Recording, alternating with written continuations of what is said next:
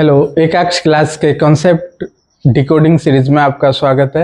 आज से हम लोग ये सीरीज चालू कर रहे हैं जिसमें हम लोगों ने ये प्लान किया है कि हर एक टॉपिक से हम लोग कुछ ऐसे क्वेश्चन ऑप्ट करेंगे जिसके थ्रू हम लोग कंसेप्ट को थोड़ोली जानेंगे। दूसरा हमारा ये मोटो है इसमें कि ऐसे क्वेश्चन लिए जाएं जिसमें कंसेप्ट ज़्यादा से ज़्यादा आए और फार्मूला की डिपेंडेंसी को हम कम करना सीख पाएं। तो इसीलिए पहला क्वेश्चन हम लोगों ने मोशन इन प्लेन से प्रोजेक्टाइल का लिया है।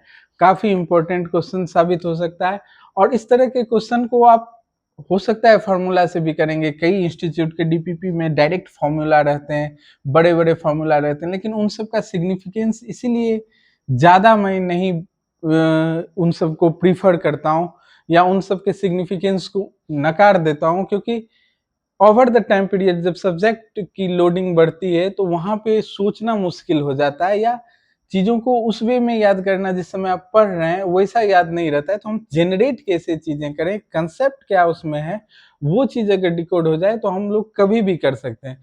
तो ये प्रोजेक्टाइल मोशन का ये सवाल है। इसमें क्या कह रहा है, जो एक प्रोजेक्टाइल है जो कि हॉरिजेंटल के साथ 45 डिग्री का एंगल बनाते हुए प्रोजेक्टाइल पाथ है। तो कह रहा है जो ये जब 45 डिग्री का एंगल बना रहा है तो उसकी वेलोसिटी 150 मीटर पर सेकेंड है, यू दी हुई है। अब देखिए इसमें क्या पूछा जा रहा है इस सवाल में, जो वो चीज बताइए, वो टाइम बताइए जिसके बाद ये प्रोजेक्टाइल जो है वो हॉरिजेंटल के साथ 30 डिग्री का एंगल बना रहे। ऐसा इसीलिए हो रहा है, पहले तो ये हम समझेंगे ऐसा हो क्यों रहा है। ऊपर जाते समय जब ये प्रोजेक्टाइल u है, यहाँ 150 मीटर पर सेकेंड वेलोसिटी है, हम देखेंगे u प्रभावित होता है प्रोजेक्टाइल के दरमियान। ग्राउंड टू ग्राउंड प्रोजेक्टाइल का ये क्वेश्चन है, अभी ग्राउंड टू ग्राउंड प्रोजेक्टाइल हम लोग कर रहे हैं। इसमें भी u प्रभावित होता है। u में दो कंपोनेंट्स हैं, ux और uy। तो ux जो है वो यूनिफॉर्म रहता है, चेंज नहीं होता है। क्यों नहीं होता है? क्योंकि ux के डायरेक्शन में कोई एक्सेलरेशन काम नहीं कर रहा है, तो ux चेंज नहीं होता है। लेकिन uy under influence of gravitational acceleration g है। तो uy जो है जब हम कभी डिक्रीज होगा, देन फिर टॉप से जब नीचे आएगा प्रोजेक्टाइल तो देन इंक्रीज होगा, तो uy वेरिएबल होता है, uy चेंजिंग होता है। इस बात को हम समझेंगे। आप जानते भी हैं, जो आप कहोगे जो सर यू एक्स के डायरेक्शन में एक्सेलरेशन काम क्यों नहीं करता है। जी जो है उसकी जो डायरेक्शन है वो डाउनवर्ड, वर्टिकली डाउनवर्ड है, तो इसका कोई कंपोनेंट जी कॉस 90 एक्स डायरेक्शन में जीरो हो जाएगा। तो ये चीज जो होती है उसके कारण यू एक्स हमारी कांस्टेंट रहती है थ्रू आउट। तो ये चीज हमारी काफी एक इंपॉर्टेंट इंफॉर्मेशन हुई। जो यू एक्स जो है वो चेंजेबल नहीं है, यू वाई चेंजेबल है, तो ओवरऑल यू चेंज होता है। तो अब देखिएगा जो यहाँ पे मान लो यू कुछ अलग होगा, इसको हमने u1 कहा है, ठीक है। अब यहाँ पे जो u है उसमें ux होगा, यहाँ पे uy होगा। तो हम लोग ux और uy डिटरमाइन कर लें। तो ux के लिए क्या लिखेंगे, u cos 45 यानी 150 बाय 1/√2, दैट इज हम लोग रेशनलाइज करेंगे तो 75√2 और uy भी वहां 75√2 ही हो जाएगी। 150 sin 45 ये हो जाएगी 150 sin 45 इस तरह से, और ये है cos 45।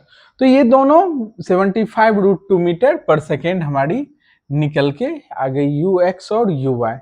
अब इसमें जो ux है वो कहीं चेंज नहीं होता है अगर एयर रेसिस्टेंस को जीरो माने। तो 30 डिग्री भी जब एंगल बना रहा होगा तो u1x की बात करते हैं तो ये कितना होगा 75√2।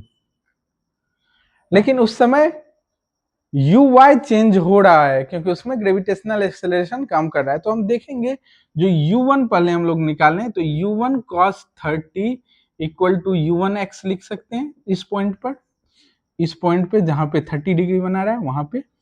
तो u1 cos 30 u1 यानी √3/2 इक्वल टू u1x की वैल्यू कितनी हो गई 75√2। यहाँ से जब हम कैलकुलेट करते हैं तो u1 equal to 75 into 2 into √2/√3 ये निकल के आई मेरी u1।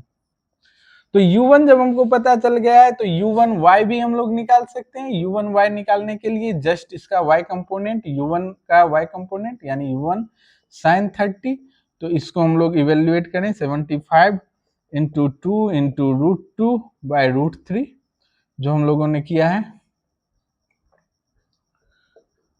और फिर हाफ से मल्टीप्लाई करेंगे तो ये हो गया 75√2/√3, ये मेरा निकल गया है।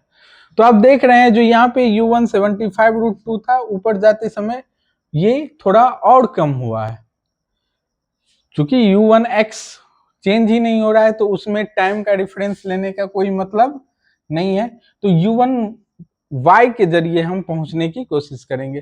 तो u1y में हम जब स्ट्रेट लाइन का मोशन लगाते हैं, मान लो हम लोगों ने u1y को v माना फाइनल वेलोसिटी, u को हम लोगों ने इनिशियल वेलोसिटी u माना, तो v बराबर u माइनस gt लिख सकते हैं for upward motion in gravitation field. तो ये अगर हम लोगों ने लिख डाला है तो अब काफी इजी हो गया है। u1y की वैल्यू कितना है 75√2/√3, u1 है मेरा 75√2, देन g 10 और t, यहाँ पे जब हम सॉल्व करेंगे तो t की वैल्यू 4.48 सेकेंड निकल के आएगी। तो देखिए हम लोगों ने आसानी से इस क्वेश्चन को सॉल्व कर लिया। बस किन चीजों का ध्यान रखा, ग्राउंड टू ग्राउंड प्रोजेक्टाइल के लिए एक्स डायरेक्शन में कोई ग्रेविटेशनल एक्सेलरेशन का कंपोनेंट नहीं है, तो एक्स डायरेक्शन की वेलोसिटी चेंज नहीं हो रही है, वाई की चेंज हो रही है, तो वाई में हमने इक्वेशन ऑफ मोशन लगाया और y को हम लोगों ने कैलकुलेट कर लिया। रेफरेंस u1 निकालने के लिए हमने u1x को रेफरेंस लिया है क्योंकि ये चेंजेबल चीज नहीं है। तो ये करके हम लोग आसानी से वहां पे पहुंच गए जहां हमको आंसर जिस तरह से लाना है पहुंच गए। तो ये चीजें काफी इंपॉर्टेंट साबित होगी। इस तरह से प्रोसीड करना आप लोगों के लिए काफी फायदेमंद होगा। इस क्वेश्चन को आप अटेम्प्ट करिएगा। पहले जब क्वेश्चन दिया गया है तो आप उसको देख के वीडियो पॉज करके अटेम्प्ट करिएगा, फिर कंप्लीट एक्सप्लेनेशन सुनिएगा, आपको काफी फायदा होगा। इसी तरह के क्वेश्चन हम लोग लेके आएंगे और ऐसे क्वेश्चन को इस वे में डिस्कस करेंगे जो आपका कंसेप्ट क्लियर हो जाए। तो एकाक्ष क्लासेस में आप लोग बने रहिए। ज्यादा से ज्यादा ये कंसेप्ट डिकोडिंग सीरीज को आप ज्यादा से ज्यादा सर्कुलेट करिए, अपने फ्रेंड्स को चैलेंज के तौर पे ये क्वेश्चन दीजिए और फिर उनके साथ एक हेल्दी डिस्कशन कीजिए। देन आपको भी फायदा होगा, उनको भी फायदा होगा, और फिर हम लोग जो हमारा कॉम्पिटिटिव एग्जाम है, बोर्ड्स है, उसके लिए और अच्छे से प्रिपेयर हो पाएंगे। बोर्ड्स में हालांकि जरूरत नहीं पड़ेगी, ना के बराबर जरूरत पड़ेगी। कहीं कहीं इलेक्ट्रोस्टैट के प्रॉब्लम या मैग्नेटिज्म के प्रॉब्लम में प्रोजेक्टाइल का यूज होता है, तो वहाँ ये कंसेप्ट हमको काफी काम देगा। तो हम लोग हर सिचुएशन के लिए तैयार रहेंगे। आपको ऑल द बेस्ट, तैयारी करते जाइए और एकाक्ष क्लासेस को ज़्यादा से ज़्यादा सर्कुलेट करिए अपने फ्रेंड्स फैमिली में। 9, 10th, 11, 12th के लिए ये आपको बेहतरीन प्लेटफॉर्म साबित होगा, ऐसा मैं आप लोगों से अभी इनिशियल स्तर पे जरूर प्रॉमिस कर रहा हूँ। जो कंटेंट कभी भी कॉम्प्रोमाइज नहीं रहेगा। अभी टेक्निकल इश्यूज हैं, टेक्निकल जो अपग्रेडेशन है वो होना बाकी है, लेकिन आप सबका सहयोग रहा तो वो भी जल्द से जल्द होगा। हम लोग उस और भी जाएंगे। आप लोग बने रहिए, पढ़ते रहिए, अपनी तैयारी को नया जो है रूप दीजिए। All the best, thank you.